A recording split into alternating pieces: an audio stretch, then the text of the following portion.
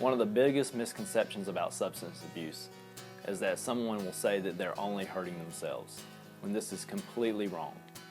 Substance abuse hurts the people the closest to them because, number one, it dominates their thoughts and actions. And it does this by simply taking control of their behavior. Number two, it occupies their time, money, and attention.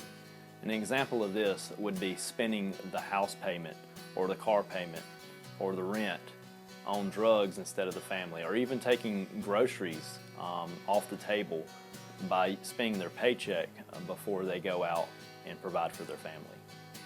And number three, it deteriorates their values and behavior. People's moral compasses will change regarding the drugs that they use or the situations they're in. Stealing or cheating or using people or manipulating people will no longer become a factor in their way of thinking. All of these changes directly affect the whole family. Constant unpredictability causes the family members to be unable to predict the unstable actions of the addict. And number one, the non-user begins to take on emotional and physical problems. And number two, family members become filled with hurt, anger, loneliness, fear, shame, and guilt.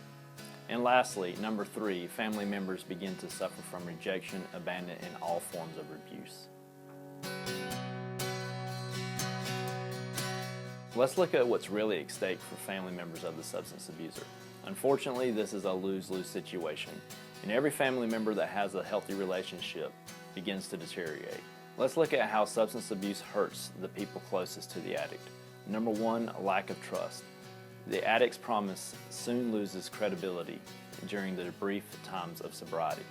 And number two, the inability to communicate. Effectively, the family loses their ground by simply not communicating their thoughts and feelings during this time because they don't want any confrontation or arguments to arise. Number three, inappropriate coping skills. The family loses their ability to cope with emotions in a healthy manner. As addiction progresses, family tension and hopelessness increase. The family is unable to differentiate the addict from the drug. And unfortunately, this causes the family to want to disconnect from the addict altogether. Families can take back what was lost, and they can win at this, but this will take time and work. The addict focuses on the chemical, the family focuses on the addict, and both of these are wrong. The family members have relinquished control over their own lives. In order to stop this cycle, they must regain control and take back their own lives. Please check out our other videos as we address how to regain control. Visit us on our YouTube channel or follow us on our Twitter or Facebook pages.